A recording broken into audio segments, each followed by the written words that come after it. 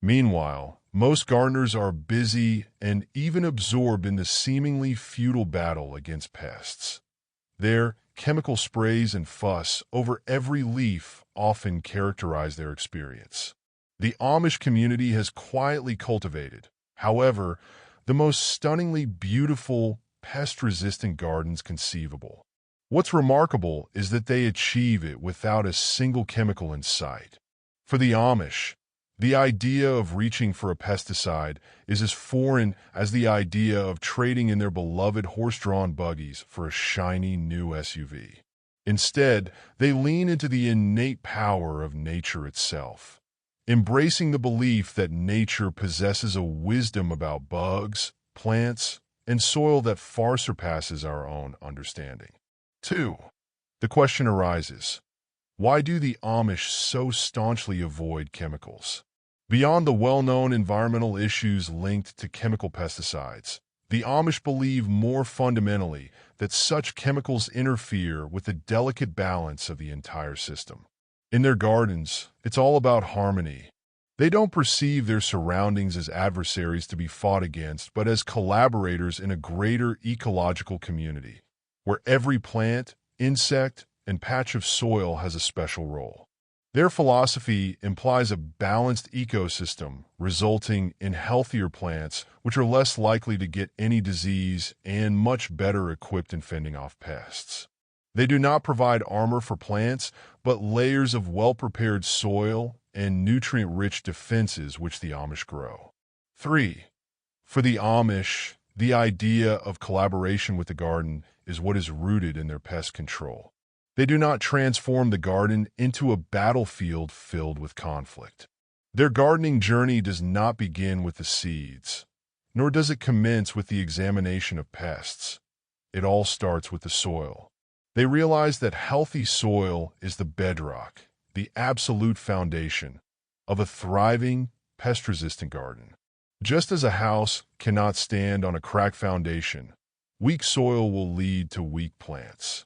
This knowledge compels Amish gardeners to spend much time and energy in making fertile, well-balanced soil. They do not depend on high-tech fertilizers or chemical soil conditioners. They stick to age-old practices like composting, natural manure, and proper soil management. 4. The Amish are the real masters of composting, which they consider the best method for soil fertility and structure. Composting not only improves the soil but also increases its water holding and nutrient retention capacities, thus creating an ideal environment for plant roots to grow. Kitchen scraps, yard waste, and animal manure in the Amish's compost piles create a rich, dark material that acts as a health elixir for their gardens. For them, the composting act becomes an art of recycling part of nature's bounty back to earth.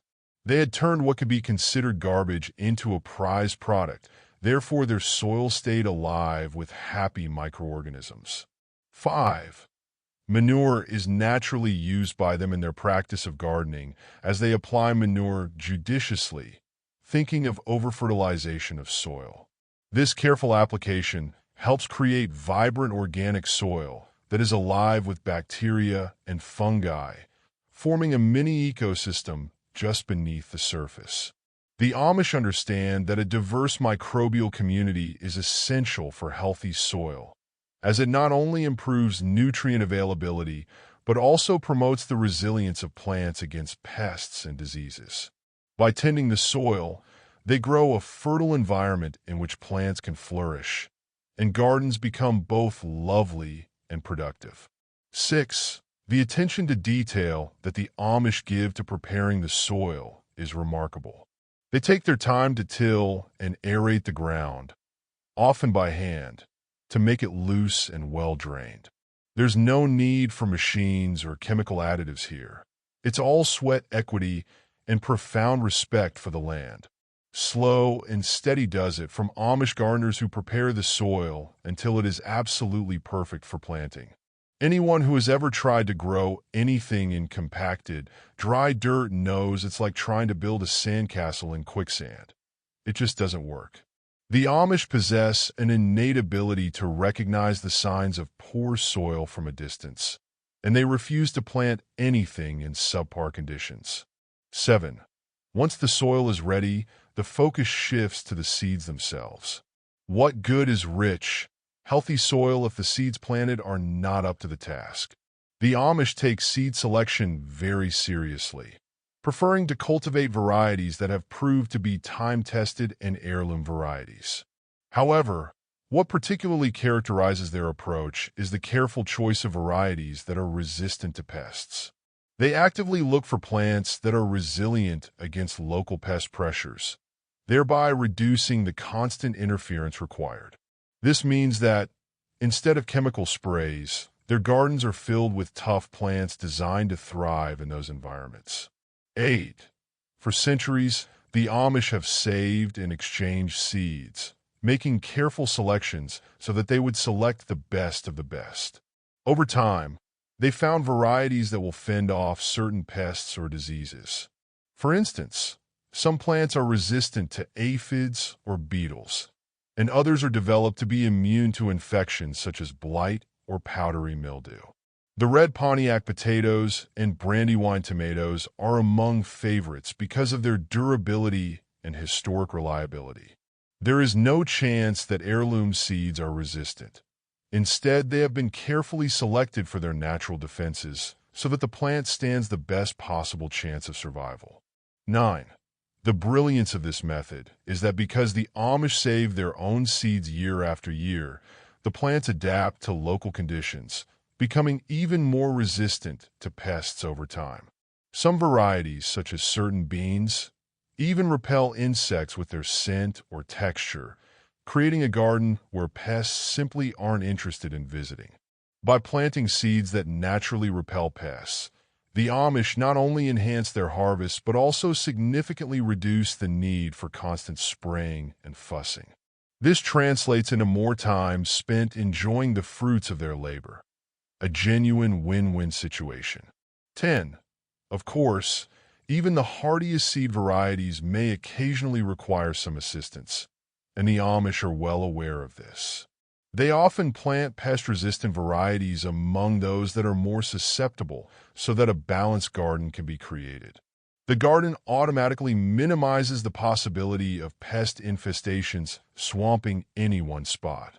This also goes along the lines of companion planting, wherein certain plants are placed together for improved growth and pest control. By fostering diversity in their gardens, the Amish create an environment that is less hospitable to pests and more supportive of beneficial organisms. 11. The focus on creating a diverse and resilient garden doesn't stop with the initial planting. The Amish take an active role in the ongoing maintenance of their gardens, understanding that timing is critical when it comes to watering. While many may wait until evening or midday to hydrate their crops, the Amish adopt an earlier approach, watering at sunrise. This isn't merely a quaint tradition. It's a strategic move that helps keep pests at bay while ensuring that plants receive the moisture they need to thrive. 12. Watering early gives the plants a chance to dry off by evening, significantly reducing the risk of mildew and fungal diseases. Since the sun is still low in the sky, the water doesn't evaporate too quickly, allowing the soil to remain moist for longer. It's like giving your garden a refreshing morning shower before the heat of the day sets in. However, the benefits extend beyond plant health. Another good reason to water in the morning is to keep pests on their toes. Aphids and beetles like to get an early start looking for excess moisture to settle into. So if it dries by mid-afternoon, they'll find fewer cozy places to munch on. 13. Even slugs and snails that prefer moist areas have a difficult time navigating the soil when it dries too early in the day. This early watering strategy sets up a natural alarm system that keeps those pesky critters on their toes. With a solid start in healthy soil and a perfect watering schedule, the Amish now delve into the realm of pest control. This is where their true resourcefulness shines. Instead of turning to chemical pesticides that can be toxic to the environment and their own gardens, the Amish use Mother Nature's prescriptions, utilizing an array of practices that are effective as they are gentle on the environment. 14. One of their best weapons in the fight against pests is neem oil. Although the tree mainly grows in India, neem oil comes from seeds of the neem tree, which has made a rightful place in the Amish gardens because it is proven to repel pests with incredible efficiency. What makes neem oil so potent is the fact that it is both a natural pesticide and a repellent, interfering with the feeding and breeding cycles of bugs like aphids, spider mites, and whiteflies. They dilute neem oil with water and a bit of soap, and then spray the plants liberally, making sure to get some on the underside of the leaves, where pests often hide. That way, they are able to keep pest populations in check without damaging the plants or the environment.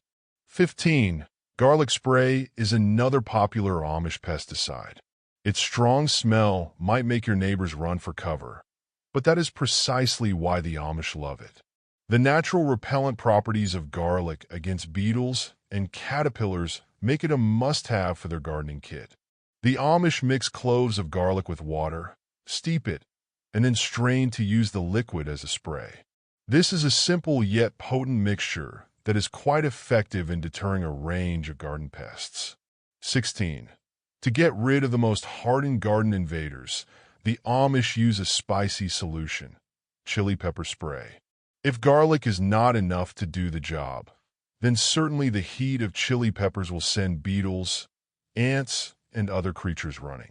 Just a word of caution, spray carefully, and you might end up adding a wee bit of flavor to your salad. The addition of garlic, combined with a chili pepper or two, certainly presents a good barrier that a pest cannot find a way into. 17. And let's not overlook a classic standby, soap spray. Simple soap mixed with water can dissolve the exoskeletons of insects like aphids and spider mites, making it an affordable and effective tool for Amish gardeners. They understand that a little soap can go a long way in keeping pests at bay. This method is particularly useful for targeted applications, allowing them to focus on specific areas where infestations may occur. 18. So far, all these sprays and natural repellents would have led you to believe that the Amish had done it all to keep their gardens safe, but there is still one more trick up their sleeve: diatomaceous earth.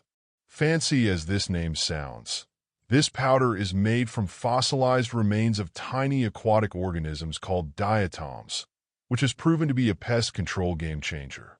It turns to fine, powdery chalk upon grinding down and may devastate the pests without affecting the plants. The strength of diatomaceous earth is that it can cause harm. Its sharp edges prick the exoskeleton of ants, beetles, and fleas. Their eventual death will occur once their exoskeletons have been pierced by these particles. 19. Using diatomaceous earth needs some care.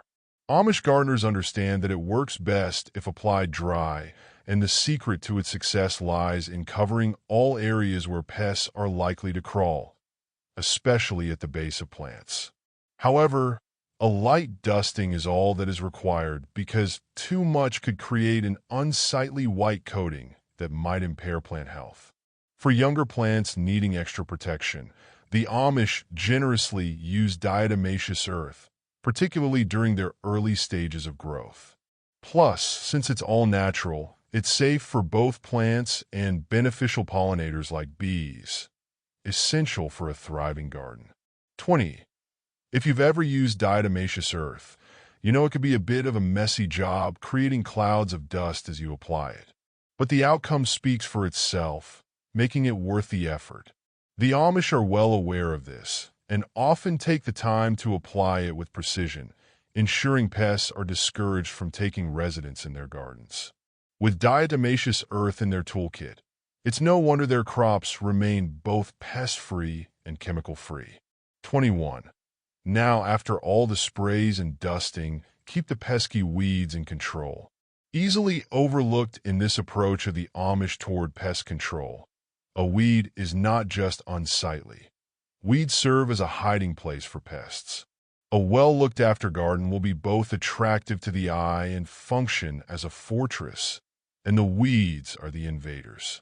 The Amish take proactive care in weeding, giving no chance to these pests to develop roots.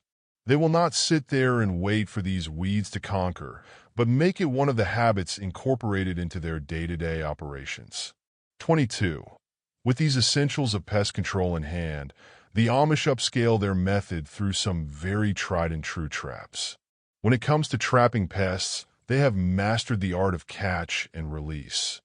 Except these pests aren't released back into the garden. They're sent far, far away. No bug wants to linger after encountering one of these homemade traps. One of the most common tools in the Amish trap arsenal is the sticky trap. These work much like the ones you might have in your basement.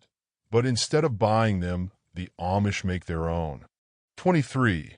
They take old jar lids or pieces of cardboard and slather them with something sticky, like molasses or honey.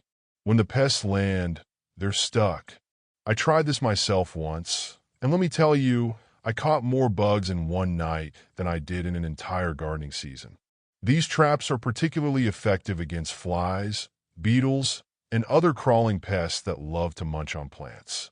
For something a bit more sophisticated, the Amish also use vinegar traps.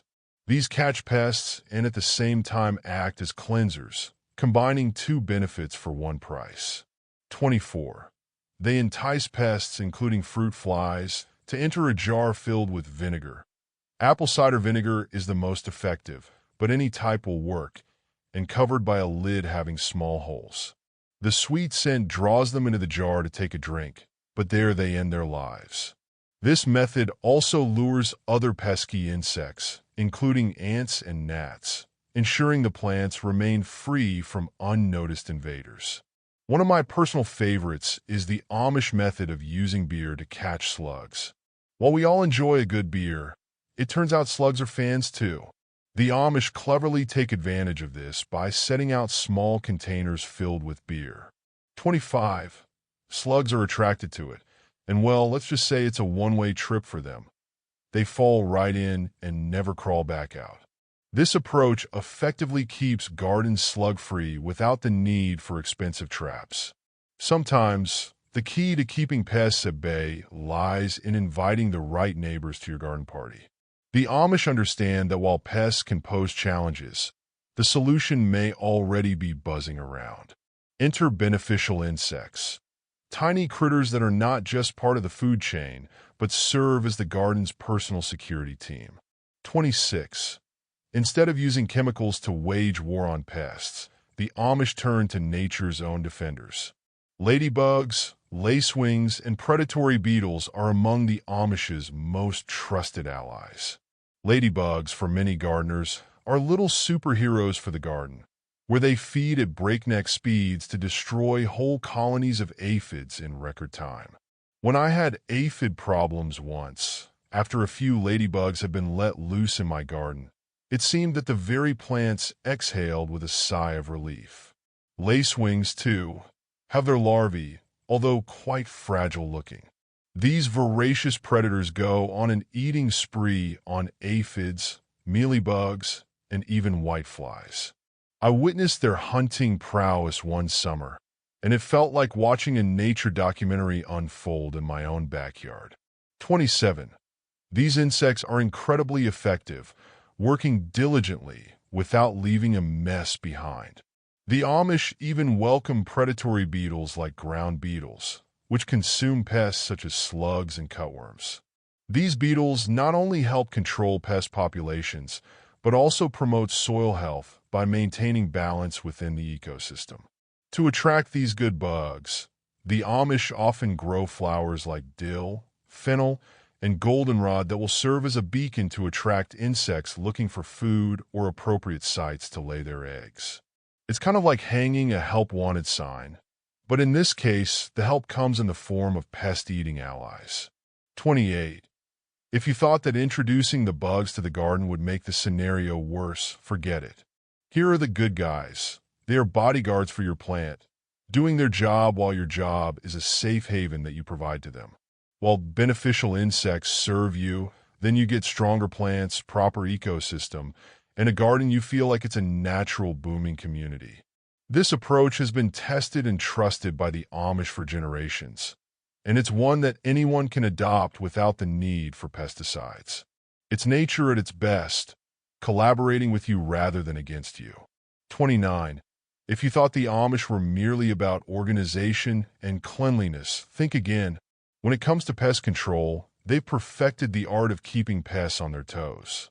One of their best-kept secrets is crop rotation, a clever strategy akin to a game of hide-and-seek for pests. When pests believe they've found their favorite food source, they're hit with a plot twist. The garden changes. By rotating crops each season, the Amish prevent pests from becoming too comfortable with the same plants year after year. 30. This is their method of saying, "You thought you had it made with those tomatoes? Think again." Pests prefer specialization in crops, so moving plants around can defeat pests that would otherwise feast on specific vegetables. It's a bit like changing your passwords every few months. Pests are bewildered and scratching their heads trying to figure out where their favorite food source went. Crop rotation also ensures that soil is not depleted of certain nutrients. This approach does not only ward off pests, but also keeps the garden lively and full of life. 31. The Amish believe that pest control is linked to the health of their soil. Healthy soil leads to healthy plants, which are more resistant to insects. Crop rotation is applicable even to a small garden. It's not necessary to take up acres to make it functional.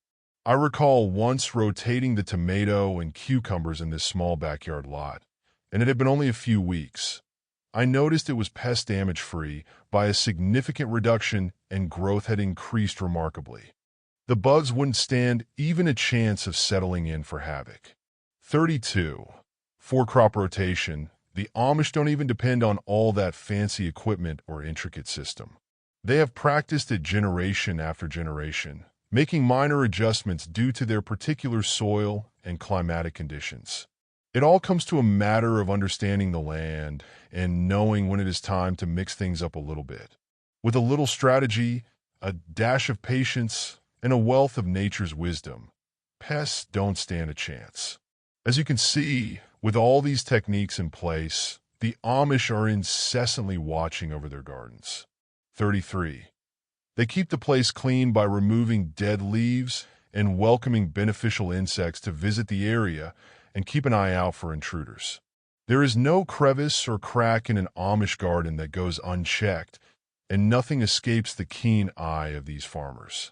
With this unrelenting pursuit of natural pest control, combined with an understanding of the cycles of nature, the Amish method of gardening is remarkably effective.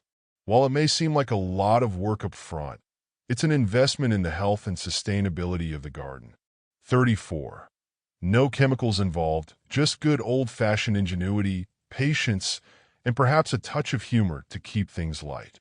The next time you see a couple of bugs attempting to invade your garden, you will remember that there are plenty of natural, Amish-inspired methods available for you to get rid of them.